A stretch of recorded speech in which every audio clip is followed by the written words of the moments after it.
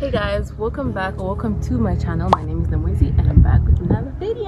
So as you've seen from the title, in today's video I'm going to be showing you guys or telling you guys about the different radio procedures, how to talk to air traffic control, the different terms used in aviation, as well as the phonetic alphabet. Let's get it. So my target for this video is mostly student pilots. It's not for professional pilots. You're a pro, just watch and enjoy, but if you're a student, this is going to be very helpful for you. When you first start your training, radio work it looks very complicated, but as you go, it gets easier as you go. You start understanding things. You don't even have to be taught some of these things. So here are the 3 things you need when you're doing your radio course. So when you're doing your radio course, before you start off in your flight, you're going to talk to ground. There's ground and there's tower. They're both in the same place, but 2 different departments-ish. So what you're gonna do is you're going to press the PTT button, push to talk button. It's on your control column right there, and you're gonna first request, give information and confirmation. You request what you want. Oh, I want to take a flight to this and this place. You give them information and then you confirm, read back what they say, hear what they say, and done. So that's the first step. Request, information, confirmation. Next, we have the 5 W's when doing radio work. Who are you talking to? Who are you? Where are you? What is your request? With what information? Let's start with the first W. As I said, when you first start your plane and before you take off, you're talking to ground control. That's if unless there's no ground control that day, then you can go straight to talking to tower. But when you start your plane, you're talking to ground control. So, good morning ground from, now this is where the second W comes, who are you? So we have registrations. The first 2 in a plane registration is the country, and the last 3 is the code. So Zulu Sierra November Alpha Mike is my registration for today.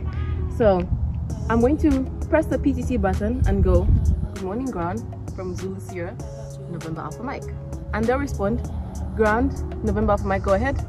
Next, you're going to tell them where you are and also who you are. So the who you are is still coming. So you say November Alpha Mike, then you keep going.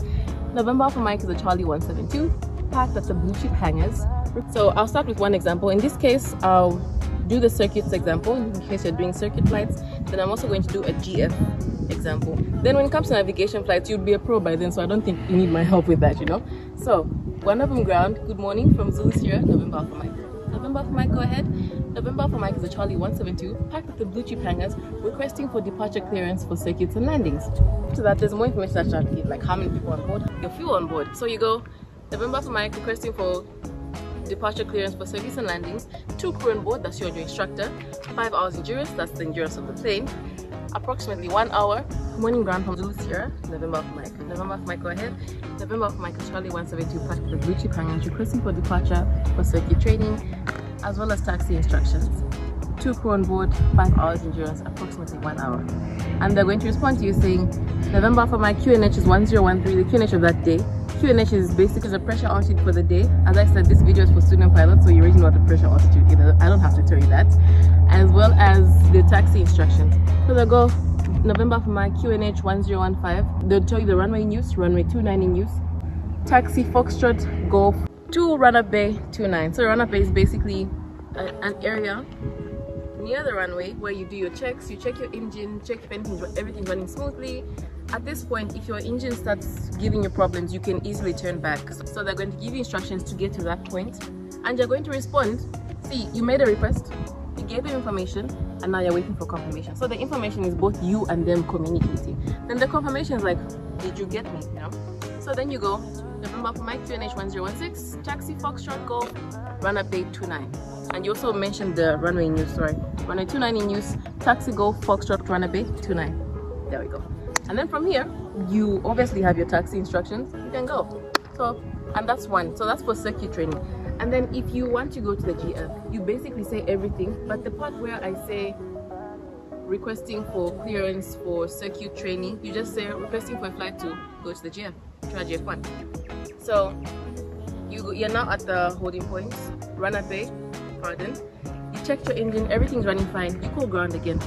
And at this point, you don't have to say Zulu Sierra anymore. They already know your South African plane, just a November Alpha Mike, just the last 3. And always listen out for the last 3 letters, because they could give you more information like November Alpha Mike, hold short, there's a plane landing on 06, you know, and all that. There's always something, so you can't be too relaxing. You know, the VMA instructions, they're not going to talk to me anymore. No, you always have to be alert. Also, if you're scared of talking to tower, you can always tell them you're a student and they're going to slow down, they're going to talk slower and make life easier for you. You're now at the runner bay. Runner bay is somewhere that side. the plane that's taking off is a paid actor. It's a paid actor. So you're now at the runner bay, you've checked your engine, everything's great. So you're going to call tower again, November Mike ready, runner bay 29. Which means you're ready to go to the holding point and now talk to tower. They're going to, okay, taxi Bravo, holding point 29. Bravo, holding point 29, that's your response. They give you information, you confirm. It's not that hard. You basically just say what they said. Simple. So now we're at the holding point. You call ground again, November Mike, holding point 29. Sometimes when things are moving fast that day, they'll tell you taxi Bravo to holding point 29, switch to tower upon arrival. So you already know that, okay, ground is done with you. When you get to the holding point, switch to tower and you can move on with everything else. So now we've taxied to the holding point. We're at the holding point now. Ground, November Mike at holding point 29. Okay, November Mike, switch to tower frequency. Have a good day. And then you switch to tower frequency. So now tower, they're in the same place as I said, but they're different people. So you have to greet them again. Good morning, wonderful tower. November Mike, holding point 29. November Mike, hold short. Hold short is a term used in aviation. They can tell you to hold short in case there's a plane landing, or there's still a plane on the runway, or there's just something happening there. They just want you to, in short, hold short. In simpler terms, just wait. Okay, next they'll tell you line up and wait. Line up and wait is basically prepare for takeoff, just don't take off yet. So this term can be used in case a plane just took off and they're still in the runway heading path. Like when I say runway heading, let's say I'm trying to simplify this as much as I can. So a runway is like a road. It's like a straight road. Let's say this is our runway. A plane just took off, went that direction, and it's still, you see where the lights are? It's still somewhere there. And you're over here trying to take off. So tower is going to tell you line up and wait. So you're going to wait for that plane to turn away from the runway heading, and that's when you're going to start your departure. Okay, cool. Next we have cleared for takeoff. I think this is self-explanatory. Just bye, you can go now, you know. So you're cleared for takeoff, you do all your checks, everything's done. But when you're about to be cleared for takeoff, they also give you other clearance. So I say cleared for takeoff, November Mike, you're cleared for takeoff. Wind is, they give you the wind direction and the speed, and they tell you where to turn. So they say November for Mike, runway 29 in use, cleared for takeoff. Wind this, that, report downwind next. Turn right after departure, report downwind next. That's if 29 is in use. So then you repeat that. Okay, runway 29 is in use, cleared for takeoff, report downwind next, November for Mike. Okay, so you just have to, as I said, just repeat what they said. So now you've taken off, you've changed your base. I know you're hearing this base downwind. I have a separate video where I'm going to explain the circuit pattern, so you're going to understand it a bit more. Another plane, that's a paid actor. And then after that, you're on your downwind. Remember they said report downwind. Report right downwind, running 29. I think I missed that part, but we corrected each other again, guys. Can't miss some slack. Anyway, report right downwind, running 29. So you're downwind. Tell them where you are. November for Mike, right downwind, 29. On November for Mike, report ready to turn base. Another lingo or another language in aviation. Ready to turn base is basically when you're ready to make your base turn. Again, you're going to understand base in the next video. So when you're ready to turn your base, you call them November for Mike, ready for base. Okay, turn base, report final approach. Again, report just means let us know when you're there. So report final approach. When you're on your final, straight to the runway, about to land, let them know, basically. So you've turned your base, you're now on your final. November for Mike, final approach, runway 29. November for Mike, clear to land, runway 29. You land and you're done. So the tricky part is when you're on downwind, sometimes they'll tell you you're number 5, traffic ahead of you, crossing the November 1, and all that stuff. So basically they're just telling you there's other planes in front of you. Count 1, 2, 3, 4, 5, and then you're going to know where you are. So you follow the last plane in front of you, because sometimes there's like 4 other planes in front of you and you can't see them. Also, if they tell you your traffic is a Piper Cherokee crossing the November 1 and you can't see it, you call them back, looking out for traffic, I don't have traffic inside. If you can see them, you say I have traffic inside.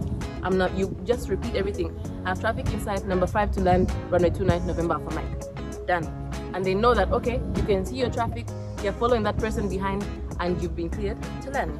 You're on final approach, you're just going to repeat again, cleared to land. Okay, just to confirm, because sometimes if something happened on the runway, the instructions might change.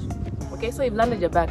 So now we're in the GF, or we're going to the GF. So after we take off, they'll tell you report outbound 6,000 feet. Outbound is basically when you're out of the airspace. So you're out of the airspace, you call them November for Mike 6 outbound. Just say outbound, because they already know they told you to be at 6,000 feet. So November for Mike is outbound. Okay, have a good day, switch to GF frequency.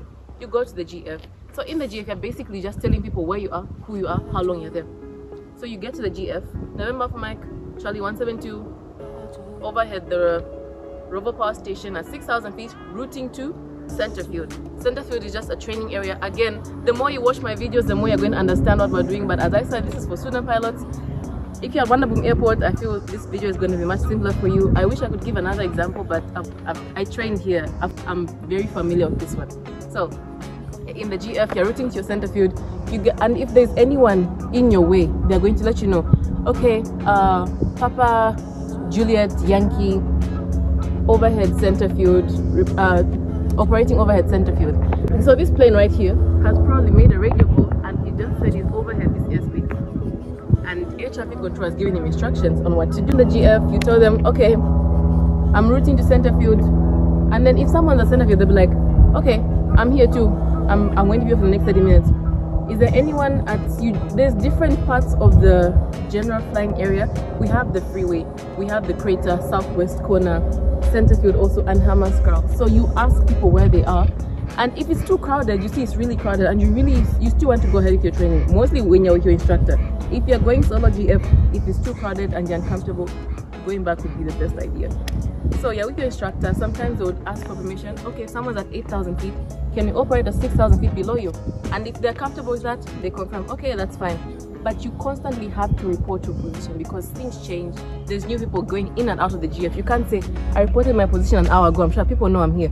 There's still new people coming. It's a general flying area. It's public, so a lot of people are there. You just have to tell people where you are. Next thing, you're back, you want to come back to the airspace, you want to land, and you're done with your flight.